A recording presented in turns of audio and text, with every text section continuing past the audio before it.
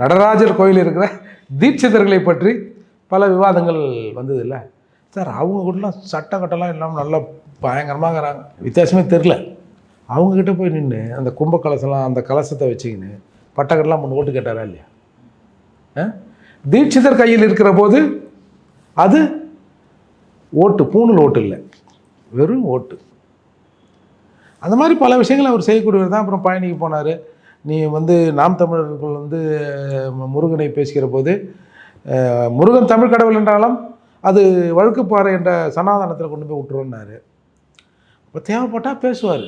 அவர் பேசுறதெல்லாம் ஒன்றும் பெரிய விஷயமா நீங்கள் கருதாதீங்க சார், எடுத்துக்காதீங்க.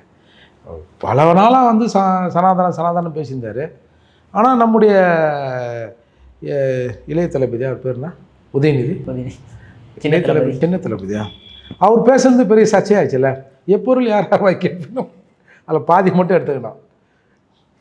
அப்படி இருக்கிற போது அவருக்கு அதில் ஒரு வருத்தம். இவ்வளோ நாள் நம்ம பேசுகிறோம், ஒரு பையன் நம்மளை செய்யல, ஓரமாக போய் விளையாடுங்கப்பா அப்படின்னு ஒரு படத்தில் வர மாதிரி அவரை வந்து கடந்து போயின சமூகம் உதயநிதி ஒரு நாள் சொன்ன போது அப்படியே வெகுண்டு இருந்தது. அந்த வருத்தம் அவருக்கு இருக்க தானே செய்யும். நம்ம உதயநிதிலாம் வந்து வட இந்திய சேனல்லாம் காட்டினீங்க, நானும் அம்மா காத்துறேன், என்னை ஏதாவது ஒரு 2-3 நாளைக்கு நல்லதோ கெட்டதோ என்னை பற்றி பேச வேண்டும் என்ற எண்ணம் உள்ளவர் எங்கள் அண்ணன் திருமாவளவன். அமைச்சராக இருந்தது தான் மேபி அது பெரிய பிரச்சனை இருந்திருக்கலாம் சார். அமைச்சராவா ஆக்க மாட்டுறீங்களா பாவீங்க, நான் என்ன பண்ணுறது? அவருக்கும் ஆசை தான். அவருக்கும் ஒரு சைடு வச்ச காரில் ஒரு பைலட்டோட அமைச்சர் வரார், ஒரு தவாலியோட போகணும் அப்படின்னு அவருக்கும் ஆசை தான். நடக்க மாட்டேங்குதே. அதுக்கு தான் வந்து வழி பண்ணலான்னு ஆதவர்ஜினும் நினச்சாரு. அந்த ஆளையும் அவரையும் கட்சி விட்டு அனுப்பிச்சிட்டீங்க.